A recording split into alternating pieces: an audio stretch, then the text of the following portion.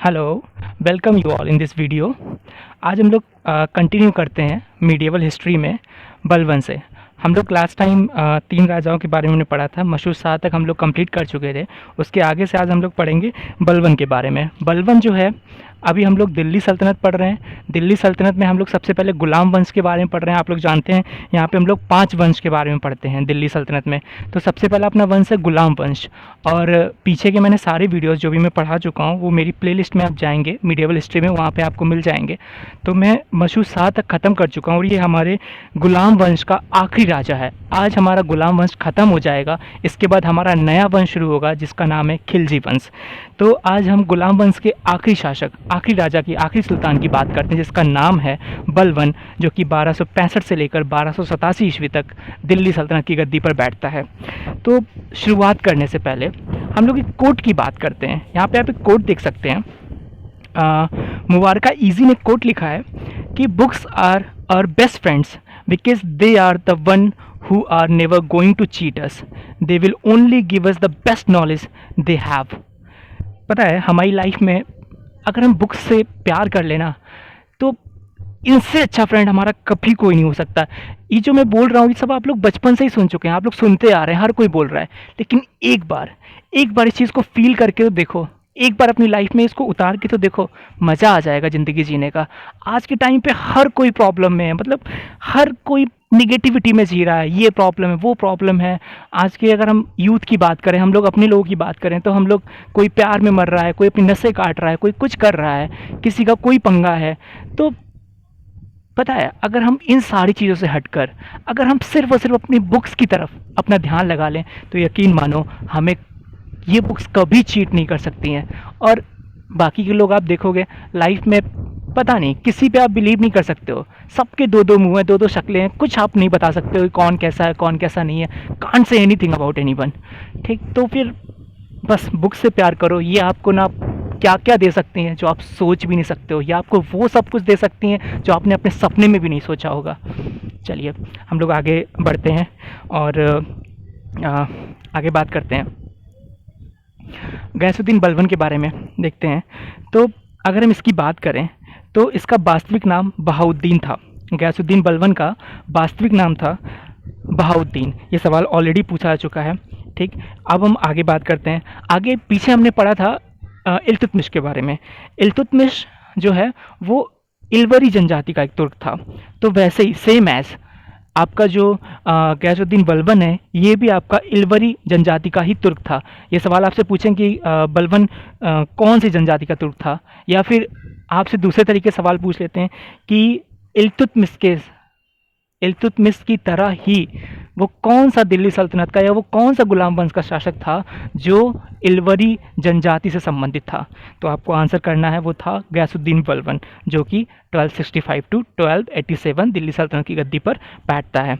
अच्छा, आगे बात करें तो ये इसको ना बचपन में मंगोलों ने पकड़ लिया था। अगर हम लोग बात करें गैसुद्दीन बलबन की, गैसुद्दीन बलबन को बचपन में ही मंगोलों के द्वारा पकड़ लिया जाता है। और जब मंगोल इसे पकड़ लेते हैं तो आगे चल करके, मतलब काफ़ी टाइम बाद, काफ़ी सालों बाद, ये गजनी लेकर आया जाता है इसको। मतलब गजनी में एक जगह होती है बसरा, ठीक है, वहाँ का एक निवासी होता है ख्वाजा जमालुद्दीन। वहाँ का निवासी होता है ख्वाजा जमालुद्दीन। आपको नाम याद रखना है, ख्वाजा जमालुद्दीन। ये क्या करता है, ये इसको ख़रीद लेता है। सबसे पहले मैंने क्या बोला कि इसको मंगोलों ने बचपन में पकड़ लिया था। ठीक, फिर इसके बाद इसको लाया जाता है कहाँ पर, गजनी के बसरा में। यहाँ पर इसको ख़रीदता है ख्वाजा जमालुद्दीन। हालांकि पीसीएस में ही इतना ज़्यादा डेप्थ में जाकर पूछते हैं कि गजनी में भी किस जगह पर इसको बेचा गया था। बाकी तो बस गजनी एनफ है आपके लिए। और अगर हम आगे बढ़ें तो इसे फिर क्या हुआ, ख्वाजा जमालुद्दीन ने इसका सारा देखभाल की, इसको पढ़ाया लिखाया, इसको मतलब बहुत ही अच्छा इंसान, मतलब बहुत धुरंधर एक वो बना देते हैं इंसान। इसके बाद ये आगे बढ़ता है, इसे दिल्ली लाया गया। जब ये दिल्ली लाया जाता है तो इल्तुतमिश के टाइम पे ये दिल्ली लाया गया था। जब दिल्ली सल्तनत पर इल्तुतमिश बैठा हुआ था उस टाइम पर बलबन को लाया गया था दिल्ली में। तो इसकी योग्यता देखकर, ये बहुत ही योग्य व्यक्ति था, इसकी योग्यता देखकर इल्तुतमिश मतलब पागल सा हो जाता है। इल्तुतमिश कहता है कि भाई मुंह मांगी कीमत मांग, जो मांगना है मांग, मुझे तो ये चाहिए। तो इल्तुतमिश इसे खरीद लेता है और फिर ये इल्तुतमिश का गुलाम हो जाता है। अच्छा, आगे हम लोग पहले भी पढ़ चुके हैं कि कुतुबुद्दीन ऐबक गुलाम था मोहम्मद गौरी का, ठीक है, इसीलिए गुलाम वंश की स्थापना हुई थी। और कुतुबुद्दीन ऐबक का गुलाम इल्तुतमिश था, ठीक, इसीलिए इल्तुतमिश को गुलामों का गुलाम कहा जाता है। और अब इल्तुतमिश का भी गुलाम कौन बन गया, तो ये बन गया गयासुद्दीन बलबन, ठीक, ये आपको याद रखना है। ये क्रम कई बार पूछ देते हैं कि क्रम सजाइए, इन गुलामों का क्रम सजाइए, ठीक। तो सबसे पहले कुतुबुद्दीन ऐबक का गुलाम आपको बोलना है इल्तुतमिश। इल्तुतमिश ने किसको खरीदा था, तो इल्तुतमिश ने खरीदा था गयासुद्दीन बलबन को, तो गयासुद्दीन बलबन इल्तुतमिश का गुलाम हो गया। अब हम आगे बात करते हैं। जब इसको इल्तुतमिश ने खरीद लिया और योग्यता पे तो पहले से ही फ्लैट हो गया था, तो उसकी योग्यता देखकर ये अपने यहाँ बलबन को एक पदवी देता है, एक पद देता है जिसका नाम होता है खसदार का पद। ये अपने यहाँ, ये नीचे सारे पद लिखे हुए हैं, आप देख सकते हैं, ये सारे पद आपको पीसीएस में कई बार बोल देते हैं कि इनको क्रम में सजाइए या इनका मिलान कीजिए, ठीक है। तो आपको ध्यान रखना है कि बलबन को अगर आपसे पूछ दें खसदार का पद किसके शासनकाल में दिया गया था, तो आपको याद रखना है कि इल्तुतमिश ने इसको खसदार का पद दिया था जब इल्तुतमिश शासक था, सुल्तान था। अब इसके बाद रजिया के टाइम पे, जब तक रजिया सुल्तान बनती है तो रजिया के टाइम पे इसको और ऊपर और ज़्यादा प्रमोट कर दिया जाता है, तो ये पहुँच जाता है अमीर ए शिकदार के पद पर।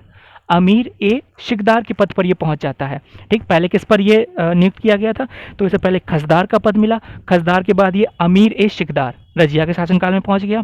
फिर रजिया के बाद बैराम शाह आता है, आपको सीक्वेंस याद होगा, नहीं याद तो आप वापस जाकर वीडियो देखें, ठीक। तो बैराम शाह की बात करें, बैराम शाह के टाइम तक इसको और प्रमोट कर दिया गया, तो ये प्रमोट होकर के पहुँच गया अमीर ए आखूर के पद पर। कौन से पद पर, अमीर ए आखूर के पद पर। पहले ये खसदार के पद पर बैठता है आपके इल्तुतमिश के टाइम पे, फिर ये रजिया के टाइम पे बैठता है अमीर ए शिकदार के पद पर, फिर बैराम शाह के टाइम पर बैठता है ये अमीर ए आखूर के पद पर। और अब जब अलाउद्दीन मशहूद शासक बनता है तो ये बैठता है आमिर ए हाजिब के पद पर, तब इसे आमिर ए हाजिब के पद पर नियुक्त कर दिया जाता है। आगे देखिए, अब क्या होता है कि 1249 में बलबन ने अपनी पुत्री का विवाह नसरुद्दीन महमूद से करवा दिया। मैं ऑलरेडी लास्ट वीडियो में सब कुछ बता चुका हूँ कैसे इसने नसरुद्दीन महमूद से अपनी बेटी का विवाह करवाया। और जब नसरुद्दीन महमूद से इसकी बेटी की शादी हो जाती है तो नसरुद्दीन महमूद बलबन को, यानी कि अपने ससुर को, उलूग खां की उपाधि देता है ये, ठीक है। और इसने बलबन को, मतलब अब बलबन कहाँ पहुँच गया है, अब बलबन एक और पोस्ट ऊपर चला गया है, नायब ए मामलिकात के पद पर पहुँच गया। मतलब ये नायब ए मामलिकात उस समय पर, मतलब जब बलबन था तो ये वजीर से भी ऊपर हुआ करती थी। मतलब सीक्वेंस क्या होता है कि राजा सबसे ऊपर, उसके नीचे वजीर। लेकिन इस टाइम पर क्या हुआ था, मैंने लास्ट वीडियो में बताया हुआ, अभी आप एक बार जाकर के फिर से देखें कि कैसे एक और वजीर से एक पद ऊपर एक पद का क्रिएशन किया जाता है, एक पद क्रिएट किया जाता है जिस पद का नाम रखा जाता है नायब ए मामलिकात। मतलब सुल्तान के जस्ट बाद जो पद था वो था नायब ए मामलिकात का, जिसके पद पर कौन बैठ जाता है, अब बैठता है आपका नसरुद्दीन महमूद। अब जब नसरुद्दीन महमूद इस पद पर बैठता है ना, तो मैंने लास्ट वीडियो में फिर बताया था कि जैसे ही ये इस पद पर आता है इसकी शक्ति बहुत ज़्यादा बढ़ जाती है। मतलब काम का सारा यही संभालने लग जाता है। मेन सत्ता जो है ना, अगर देखा जाए, हालांकि कहने को तो नसरुद्दीन महमूद ही शासक था, लेकिन मेन सत्ता इसके हाथ में आ जाती है। ये बहुत बड़ी शक्ति बन के उभर के आ जाता है नसरुद्दीन महमूद के टाइम पर। और इसके बाद फिर जब नसरुद्दीन महमूद मर जाता है तब ये बलबन सुल्तान बनता है। जैसे कि आप लोग देख ही रहे हैं 1265 से लेकर ये बैठता है। अच्छा, बलबन ने रक्त और लोहे की नीति अपनाई। मोस्ट इम्पॉर्टेंट क्वेश्चन कि रक्त और लोहे की नीति दिल्ली सल्तनत में किसके द्वारा, किस शासक के द्वारा अपनाई गई थी, तो आपको याद रखना है ये बलबन के द्वारा अपनाई गई थी। आगे देखिए, जब बलबन राजा था ना, तो इसने बोला था कि भाई राजा के दो सिद्धांत होते हैं। ये बातें इसने कही थी, ये कथन पूछे जाते हैं एग्जाम में, ये दो कथन थे इसके। ये इसने खुद बोला था अपने शासनकाल में कि जो राजा होता है ना, उसके कुछ सिद्धांत होते हैं। तो इससे पूछा कि भाई क्या सिद्धांत होते हैं, क्या आप क्या मानते हो, मतलब आप क्यों राजा क्या कहना चाहते हो अपने बारे में।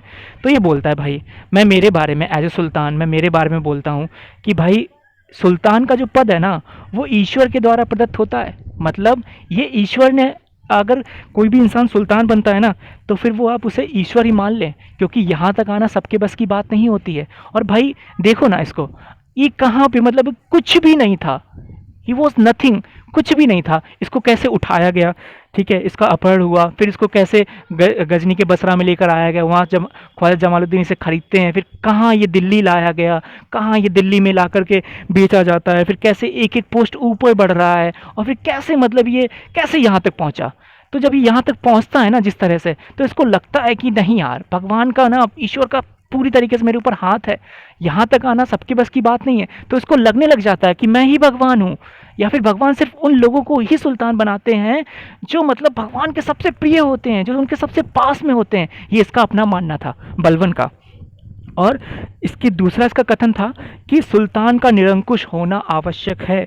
ठीक, ये भी ये कहता था कि सुल्तान का निरंकुश भी होना चाहिए, ज़्यादा उदार नहीं हो सकता एक सुल्तान। ये दोनों कथन ऑलरेडी पूछे जाते हैं, ठीक है, और ये दोनों आपको याद रखने हैं कि किस शासक ने कहे थे। तो ये दोनों के दोनों कथन आपके बलबन ने कहे थे। कौन कौन से, मैं एक बार फिर रिपीट कर रहा हूँ। सुल्तान का पद ईश्वर के द्वारा प्रदत्त होता है, दूसरा सुल्तान का निरंकुश होना आवश्यक है। ये दोनों बातें बलबन ने कही थी। अब आगे देखिए, कुछ और चीज़ें भी इसने बोली। क्या बोला कि जो राजत्व है ना, राजत्व मतलब राजा का पन, राजा का शासन, ये मतलब जो सुल्तान है वो पृथ्वी पर ईश्वर का प्रतिनिधि, तो इसे हम लोग क्या बोलते हैं, नियावत ए खुदाई। आपसे पूछेंगे एग्जाम के कि नियावत ए खुदाई निम्नलिखित में से किससे संबंधित है, तो आपको कुछ भी ऑप्शन दे देंगे कि सैनिकों के संगठन संबंधित है, विदेशी विभाग से संबंधित है, राजस्व विभाग से संबंधित है, और एक ऑप्शन दे देंगे कि इसका अर्थ है कि पृथ्वी पर ईश्वर का प्रतिनिधि। तो आपको क्या टिक करना है, आपको पता ही है क्या टिक करना है ये, ठीक है। ऐसा करके आपसे पूछेंगे कि नियावत खुदाई, तो नियावत खुदाई का मतलब है ईश्वर का प्रतिनिधि। तो ये जो सुल्तान था ये मानता था कि मैं क्या हूँ, एक ईश्वर का प्रतिनिधि हूँ। पीछे भी आप देख चुके हैं, बट ये बात को कहने का थोड़ा सा तरीका बदल दिया। तो यहाँ पे क्या है, ये कह रहा है कि जो पृथ्वी पर ईश्वर का जो प्रतिनिधि है ना, नियावत खुदाई और प्रतिनिधि और प्रतिबिंब जिले अल्लाह है। क्या बोला इसने, जो सुल्तान होता है ना, वो पहले तो क्या होता है, वो ईश्वर का प्रतिनिधि होता है और ईश्वर का प्रतिबिंब होता है। क्या क्या बोला था कि सुल्तान ईश्वर का प्रतिनिधि और प्रतिबिंब होता है।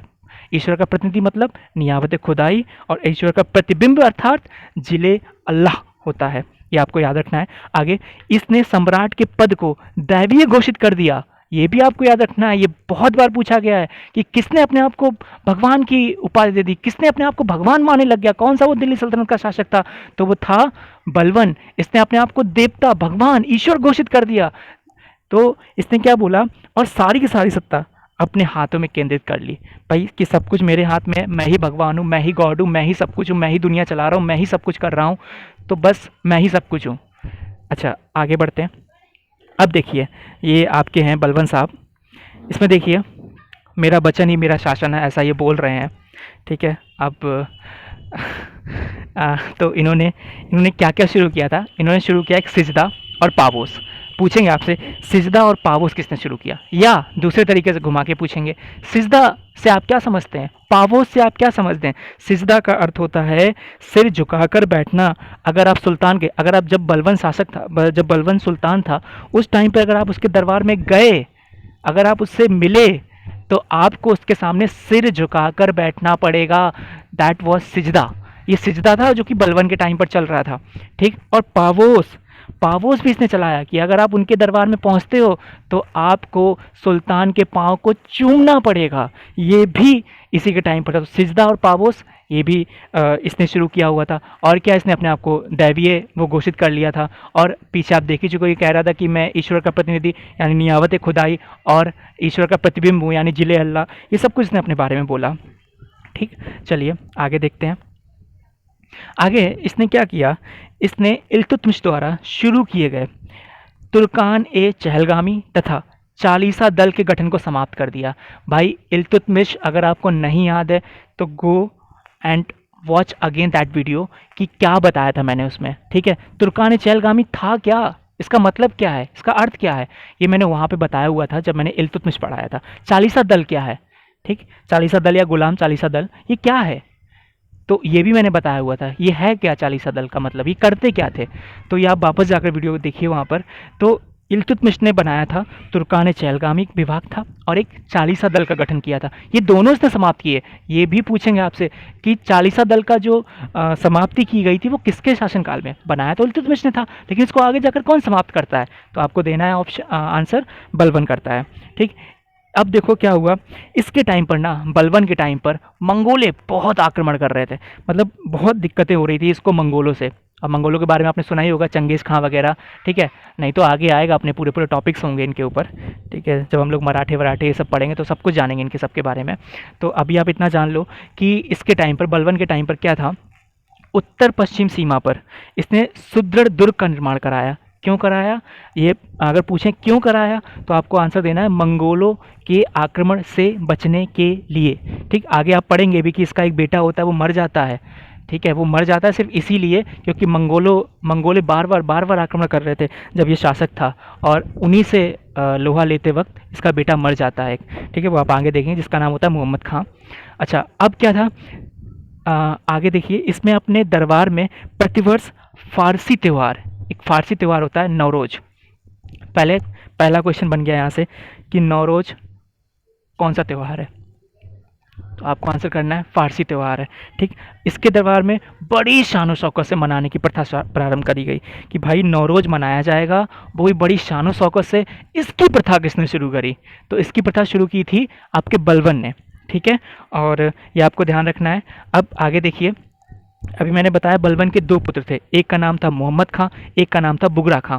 ठीक, कौन कौन थे अगर हम लोग बात करें तो यहाँ पे एक था आपका मोहम्मद खां और एक आपका कौन था? बुगरा खां।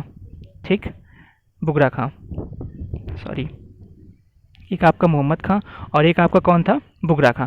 तो मोहम्मद खां के बारे में देखो, बुगरा खां के बारे में कुछ भी खास नहीं है, मोहम्मद खां के बारे में कुछ चीज़ें पूछी जाती हैं तो वो हम लोग पढ़ते हैं। मोहम्मद खां के बारे में जानिए आप कि दुर्ग बनवाने के बावजूद भी 1286 में मंगोल आक्रमण से जूझते हुए मोहम्मद खां मारा गया। मैंने अभी पहले ही बता चुका हूँ मैं आपको कि भाई दुर्ग बनवाया क्यों था, कहाँ बनवाया था? उत्तर पश्चिम सीमा पर। ये भी आपको याद रखना है। ऑप्शन दे देंगे आपको, उत्तर दक्षिण, उत्तर ये उत्तर वो, या फिर पूरब दक्षिण। आपको ध्यान रखना उत्तर पश्चिम दिशा में बनवाया था।